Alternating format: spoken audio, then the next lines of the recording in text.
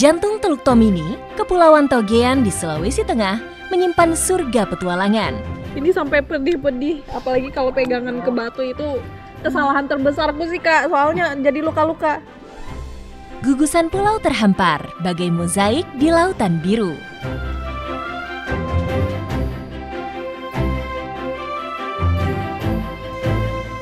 Petualangan saya kali ini ingin menjelajahi satu di antaranya, yaitu Pulau Kabalutan.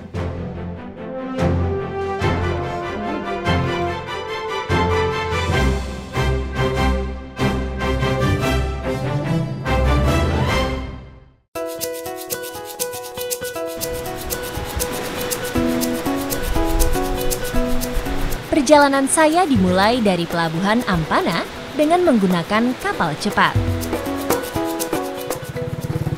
Ini dia transportasi yang digunakan untuk menyeberangi pulau ke pulau di Kepulauan Togean ini, yaitu speedboat.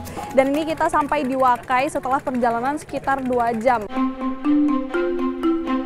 Untuk menuju Pulau Kabalutan, saya harus transit di Pelabuhan Wakai, pintu gerbang utama menuju berbagai pulau di Togean.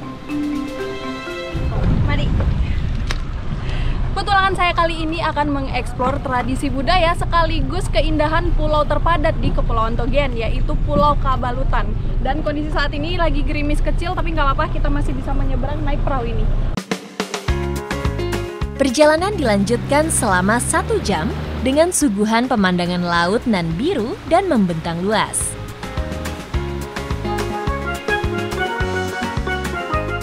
Pulau Kabalutan berada di Kecamatan Talatako, Kabupaten Tojo Una-Una, termasuk dalam kawasan Taman Nasional Kepulauan Togean. Pulau ini dihuni masyarakat aslinya, yaitu suku Bajo. Dihuni lebih dari 2.000 jiwa, menjadikan Kabalutan dikenal sebagai pulau terpadat di Kepulauan Togean. Hai Adek, hai. Jadi di depan saya ini ada Pasar Kabalutan, satu-satunya pasar di seluruh Pulau Kabalutan. Dan di sini pasarnya hanya ada 1 hari saja dalam 1 minggu, yaitu di hari Selasa. Dan saya penasaran nih, ada apa aja di dalam pasar ini? Seperti inilah potret pasar di Kepulauan Togean. Para pedagang datang dari mana saja, terutama dari pulau dan desa sekitar.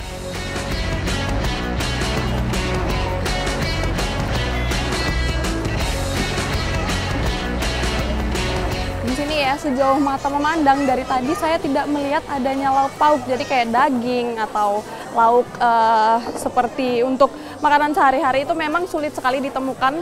Dan yang kelihatan dari tadi ini ada bumbu-bumbuan dan juga garmen, karena memang kalau untuk lauk pauk di sini memang warganya itu memanfaatkan hasil laut.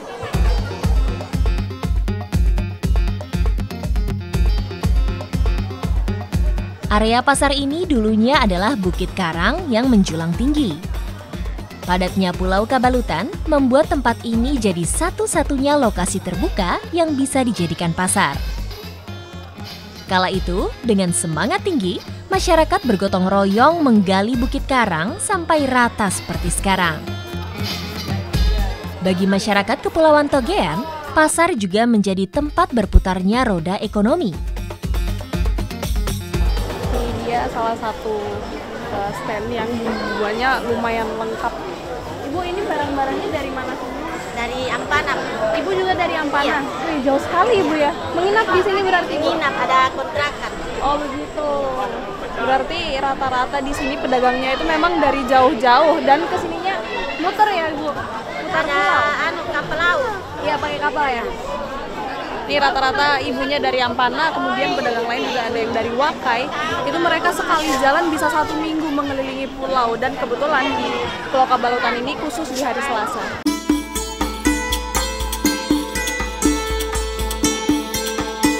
Sebagai pulau terpadat dengan pertumbuhan penduduk yang terus meningkat, Kabalutan tentu mengalami pergeseran tempat tinggal. Pulau di Lau atau pulau di ujung laut menjadi hunian baru bagi masyarakat yang belum memiliki rumah di tengah desa. Walau tinggal berdampingan dengan laut, Air laut jarang sampai ke dalam rumah saat air pasang. Biasanya hanya setahun sekali atau saat sedang musim angin kencang. Pulau di Lao berhadapan langsung dengan laut lepas, membuat daerah ini kaya akan biota laut. Kekayaan bawah lautnya menjadi sandaran kehidupan sehari-hari warga di sini. Hidup berdampingan dengan laut memang banyak sekali keuntungannya. Salah satunya bisa mencari biota laut untuk konsumsi dengan sangat mudah. Dan masyarakat di sini pun biasanya juga memanfaatkan apa yang ada di sekitarnya, seperti tiram yang akan kita cari. Kehidupan sehari-hari masyarakat Bajo tidak terlepas dari laut. Ada saja kegiatan yang dilakukan untuk mengisi waktu luang. Seperti berburu keluarga kerang yang tinggal di tiang beton berjejer ini. Nah, dapat dia. Ini tiram pertama yang saya dapat, dan ini emang nyarinya itu ada di beton penyangga jembatan. Biasanya padahal di sini juga banyak kayu-kayu rumah, tapi para tiram ini malah memilih di beton karena memang dia mencari tempat tinggal yang lebih kokoh supaya tidak gampang tersapu oleh ombak atau kena sama predator. Jadi di tempat inilah dia bisa bertumbuh secara optimal. Nih, dapatnya lumayan gemuk ya. Warga di sini sudah terbiasa mengambil tiram, sehingga lebih cepat membuka hewan bercangkang keras ini. Tiram memegang peranan penting dalam ekosistem perairan, terutama dalam rantai makanan dan sebagai bioindikator kualitas lingkungan. Nah, ini salah satu resiko ya kalau cari tiram, meskipun kelihatannya mudah dan dekat sekali, tapi tiram ini dia cangkangnya tajam sekali nih Ibu, sampai berdarah. Ini kalau kena air garam cepat sembuh tapi Ibu ya. Ibu jangan nangis. Aduh, Bu, hati-hati. Kena tiram aja menangis Ibu. Cepat sembuh ya Ibu. Untuk mencari tiram ini biasanya warga di sekitar itu nunggu waktu air lautnya sedang surut. Karena ini sedang surut aja udah lumayan tinggi ya, jadi nyarinya itu nggak perlu sampai menyelam. Jadi bisa sambil berdiri, bisa sambil ketok-ketok nyarinya. Sambil mencari tiram, kami juga sekaligus mengambil lawi-lawi atau anggur laut di area yang sama. Terbatasnya lahan tanah membuat sayur mayur jarang dijumpai. Untuk mencukupi kebutuhan serat, lawi-lawi menjadi alternatif. Umumnya tumbuh di laut dangkal dengan aliran air tenang dan menempel pada pasir bersama dengan lamun. Jernihnya air laut membuat tumbuhan alga hijau ini mudah dicari.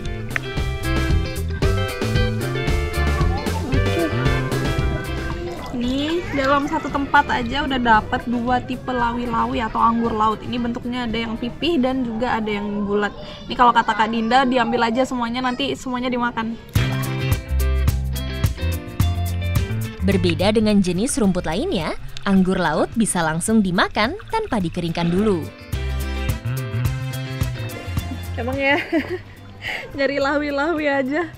Ini sampai pedih-pedih, apalagi kalau pegangan ke batu itu kesalahan terbesarku sih Kak, soalnya jadi luka-luka.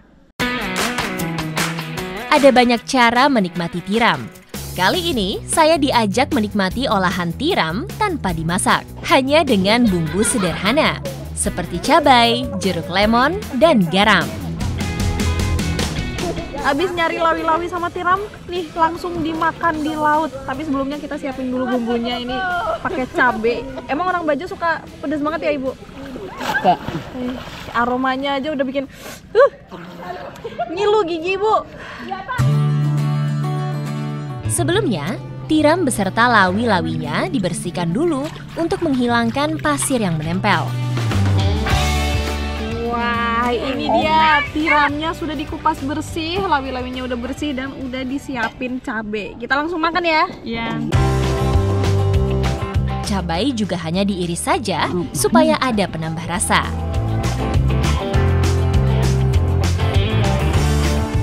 Seger banget Kak. Enak. Ini karena perasan lemonnya bener-bener asam. Tapi justru rasa tiramnya itu seger banget ya. Iya. Dia tanpa diolah, dia langsung dibersihkan, cocol, makan. Jadi teksturnya itu masih kenyal-kenyal, tapi untuk rasanya ini dijamin gak amis sama sekali, apalagi pakai perasan jeruk lemon.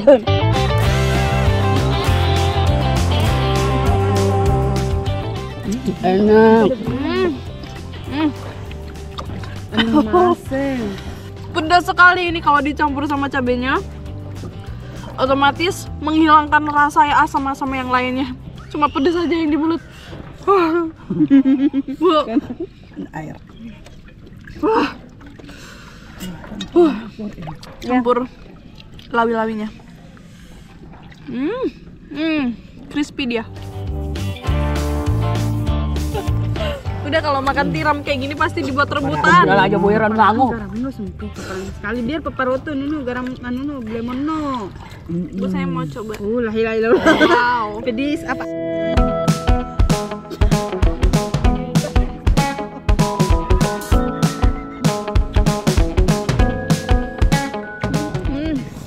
Ambil tiram dan langsung dimakan. Otomatis rasanya lebih segar, apalagi ini makannya langsung di laut ya Ibu ya. Iya. Ini memberi sensasi yang belum pernah saya rasakan sebelumnya.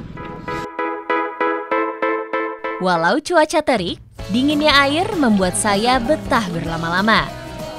Seperti hidangan laut lainnya, tiram memiliki kandungan protein yang baik bagi kesehatan tubuh. Selain menjadi lauk pendamping, tiram juga nikmat dijadikan camilan pengganjal perut.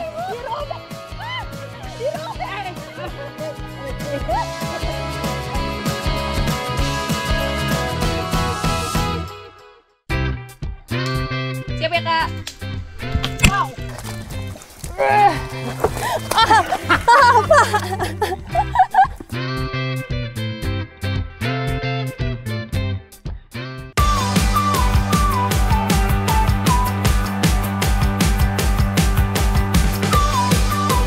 Perempuan suku Bajo dikenal sangat andal dalam mengarungi lautan.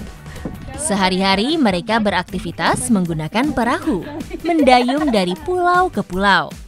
Tak kenal terik matahari ataupun hujan, semua dilalui dengan senang hati. Perempuan suku Bajo di Pulau Kabalutan punya cara alami untuk melindungi kulit dari teriknya matahari, yaitu menggunakan buah yang bisa ditemui di pulau-pulau di dekat desa. Dan hari ini saya bersama Kak Yumi dan juga Kak Ulfa akan mendatangi salah satu pulau dalam upaya mencari buah ini, yaitu buah tatambu. Gugusan pulau-pulau kecil di sekitar Kabalutan menyimpan banyak manfaat. Bak supermarket alami yang memenuhi berbagai kebutuhan. Buah tatambu menjadi incaran perempuan Bajo. Biasanya tumbuh di tepian pulau. Dari kejauhan, saya sudah bisa melihat buah yang dicari. Pohon buah tatambu merupakan jenis tanaman mangrove. Ini dia bentukan dari buah tatambu. Nah, buah tatambu ini tumbuh di salah satu pohon liar yang musimnya belum tentu, nggak ada yang tahu kapan pastinya. Tak hanya mendayung, perempuan Bajo juga lihai memanjat. Kalau saya tetap harus berhati-hati.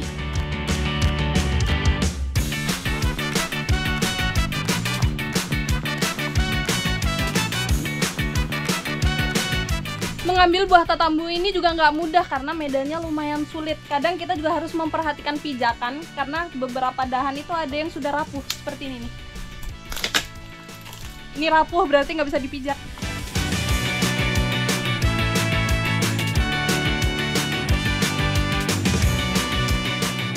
Siap ya Kak? Wow, mantap tuh.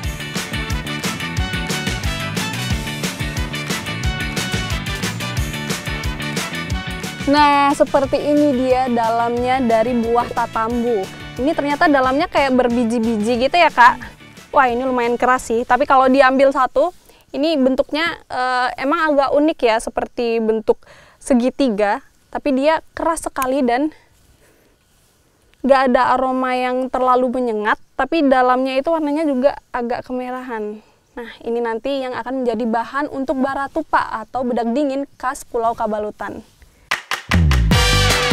Hampir semua bagian dari pohon ini bermanfaat.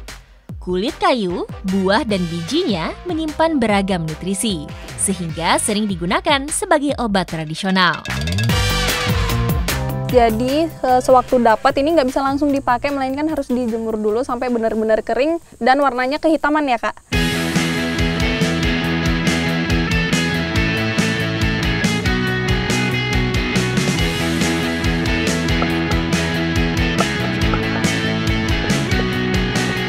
Kurang lengkap rasanya jika belum mencoba langsung bedak dingin khas suku Bajo. Ini kita tumbuk sampai halus dulu dan memakan waktu yang cukup lama ya. Tidak hanya buahnya saja, ada campuran lain seperti beras yang sudah direndam 1 malam, juga kunyit. Semuanya ditumbuk sampai halus. Masih banyak Kak. Resep nenek moyang ini terus dipertahankan hingga sekarang. Bahan alami untuk menjaga kecantikan perempuan suku Bajo. Ini pertama kali dipakai, di kulit kita ada sensasi dinginnya. Jadi nggak heran kalau di sini para wanitanya itu pakai bedak dingin bahkan saat panas-panas karena bisa menangkal matahari juga ya. Jadi tabir surya alami. Bedak dingin ini tidak langsung dibilas. Biasanya dipakai seharian dan baru dicuci malam harinya. Dan untuk efek mencerahkannya ini yang pasti nggak bisa instan ya Kak, melainkan harus pemakaian rutin dulu baru kelihatan hasilnya. Bayar makan nih. Kalau hari ini semakin panas semakin tebal enggak?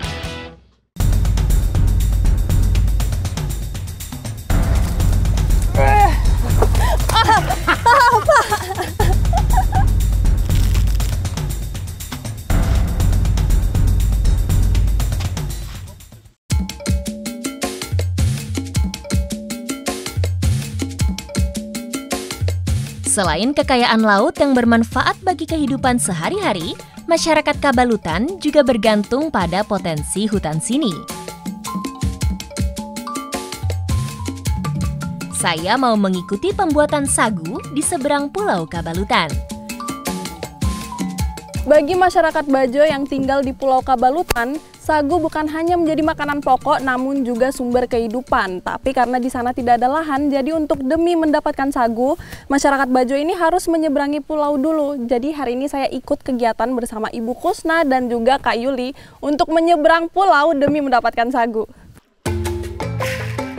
Air laut sedang surut, sehingga kami menggunakan perahu kecil untuk bisa sampai ke pulau seberang. Kepulauan Togean memiliki hutan mangrove yang begitu luas, sebagai penyokong potensi perikanan dan ekosistem terumbu karang yang menjadi andalan Kepulauan Togean. Disinilah jalur terakhir perahu disandarkan. Kami lanjut berjalan kaki menyusuri lumpur mangrove. Akhirnya setelah melewati kanal mangrove yang cukup panjang tadi, kita udah sampai ke lahan yang cukup luas dan memang di sini banyak pepohonan dan di sini kayak hutan belantara gitu. Nah, letak kebunnya ada di dalam.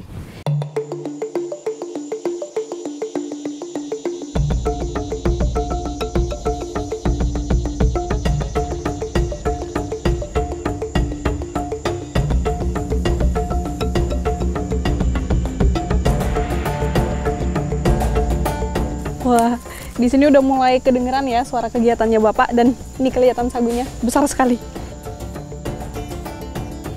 Jadi ini sagu yang dipotong sama Bapak ini memang sudah berapa hari Pak ini dipotong? Tidak, baru dipotong ini. Oh, baru dipotong tadi? Iya. Nah, ini bisa dilihat. Bapaknya bisa milih sagu yang dalamnya penuh. Nah, di sekitar sini juga banyak sekali pohon sagu, tapi yang lain belum ada isi ya Pak? Iya.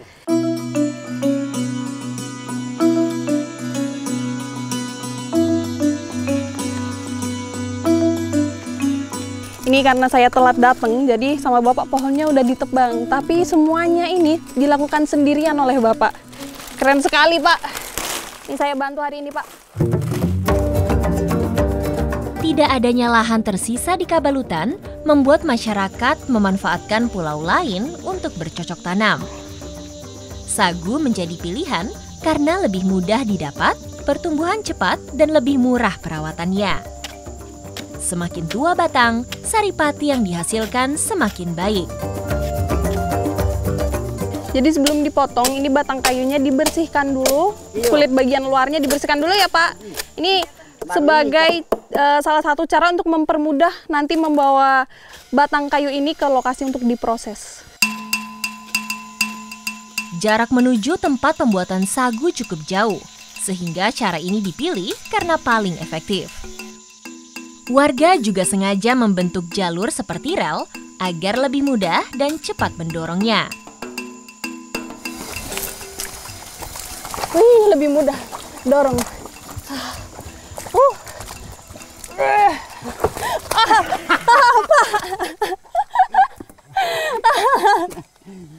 Jadi ini dia fungsi diberi kayu, karena memang jalurnya becek dan ini lumpur semua. Ini nggak mungkin bisa kalau dorong sagu tanpa pakai kayu ini.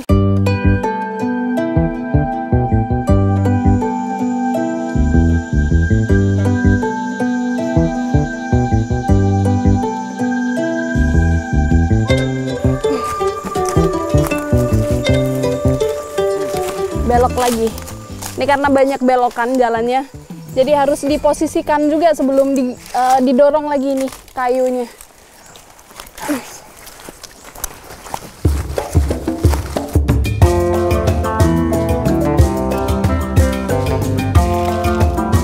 Kulit dibuang untuk diambil batang bagian dalamnya, lalu dipotong kecil agar mudah diparut atau dihancurkan.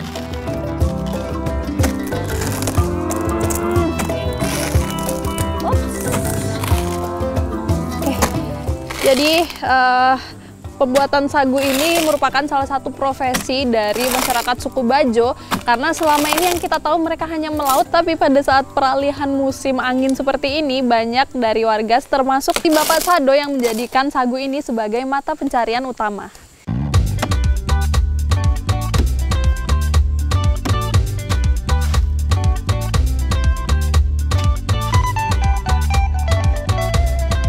Mas Pak. Jadi setelah sagunya dikulitin dan sudah dipotong-potong jadi bentuk pipih seperti ini, selanjutnya akan diparut, dan ini parutannya sudah otomatis. Jadi bapaknya lagi nyalain mesin. Hai.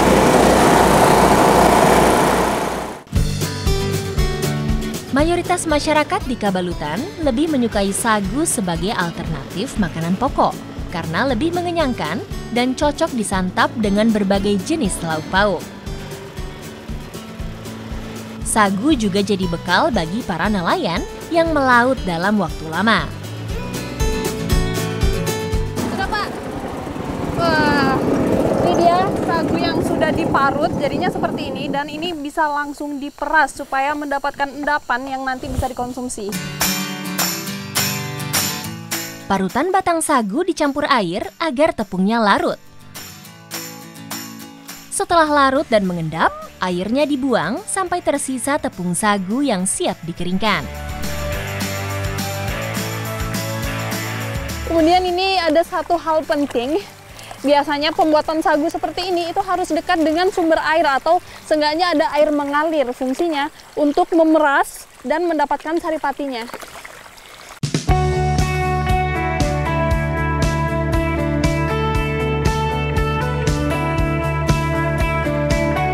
Ini dia air sagu yang sudah diperas. Nah, saripati sagunya ini yang warnanya putih seperti tepung itu akan mengendap di kolam yang panjang ini. Dan biasanya sama bapak sih dibiarkan semalaman. Esokan harinya baru akan diambil sembari mencari pohon sagu yang lain.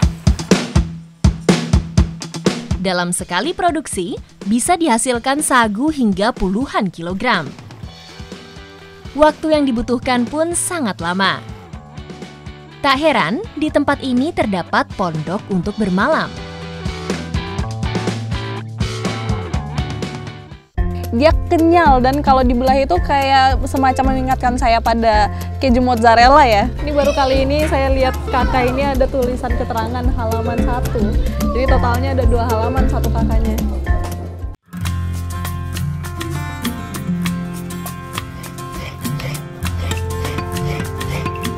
Suara kukuran kelapa terdengar jelas, pertanda sedang ada yang diolah dari warga suku Bajo.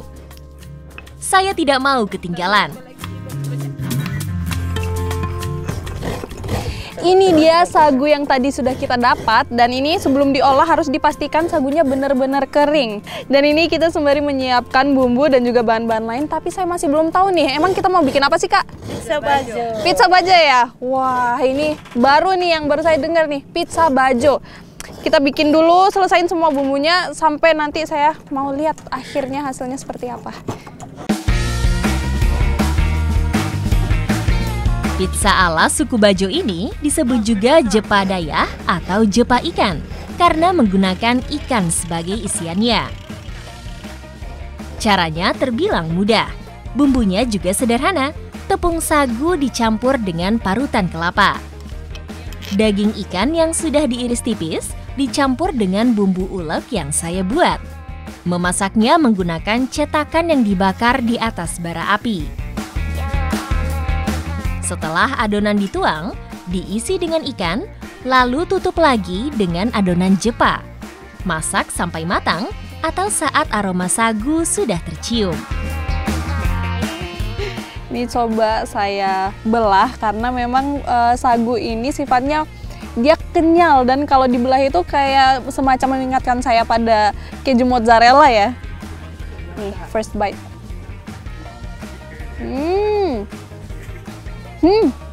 Gurih Bu, enak. Enak banget. Ini memang sengaja pilih ikannya itu ikan solisi karena selain dagingnya lembut, ini rasanya juga gurih dari sananya ya Bu. Hidangan laut selalu jadi primadona bagi masyarakat suku Bajo.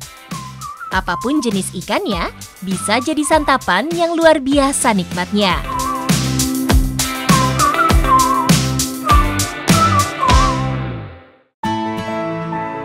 Petualangan saya lanjutkan, mengeksplor setiap sudut Pulau Kabalutan. Hai, Ibu permisi boleh numpang berteduh? Misi ya. Hujan mengiringi langkah kali ini. Saya berteduh sejenak di rumah warga. Dari tadi memang perjalanan itu cuacanya tidak menentu karena sempat gerimis, kemudian reda, dan sekarang hujan deras lagi. Jadi saya berteduh sementara di rumah Ibu Ote. Masyarakat Bajo dikenal akan keramahan dan hangat pada siapa saja. Saya mendapat cerita bahwa rumah ini memiliki anggota keluarga yang banyak. Ini keluarga semua Ibu? Iya. Wah, ada berapa orang jumlahnya? 16. Iya. Wah. Jadi nggak heran kalau Pulau Kabalutan ini disebut sebagai pulau terpadat di seluruh Kepulauan Togean. Karena dalam satu rumah aja, ini isinya bisa banyak orang. Bahkan beberapa rumah juga beberapa kartu keluarga. Semua anggota keluarga tinggal dalam satu atap, bersama anak, cucu, juga menantu. Bu, boleh saya masuk ke dalam? Saya titip tas di depan aja ya, Ibu. Berat sekali. Adik. Hai. Oh, lagi tidur adeknya. Ini semua tinggal masih dalam satu kartu keluarga atau sudah pisah-pisah, Bapak? Seperti kami sudah pisah tuh. Oke. Dipisahkan. Iya. Dan lain-lain kurang ada berapa 12 orang masih dalam satu keluarga. 12 orang masih dalam satu kartu keluarga. Kan Wah. 16 empat yang sudah Iya. dikeluarkan dari. Dan semuanya tinggal di dalam satu rumah ini, Bapak? Masih tinggal cuma Masih ada tinggal satu, di sini. ada kerja. Oh, yang kerja keluar dari rumah, Iya. yang nggak kerja di sini Di semua. Anak mantu juga di sini semua sini ya. juga. Kumpul semua, jadi rame-rame begitu ya.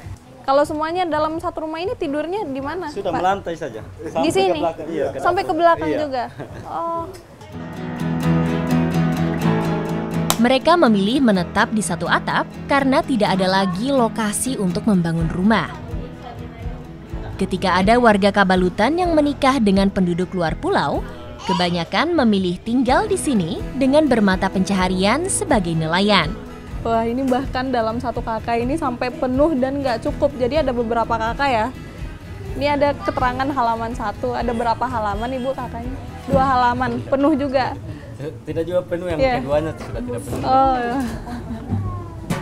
Ini baru kali ini saya lihat kakak ini ada tulisan keterangan halaman 1. Jadi totalnya ada 2 halaman satu kakaknya.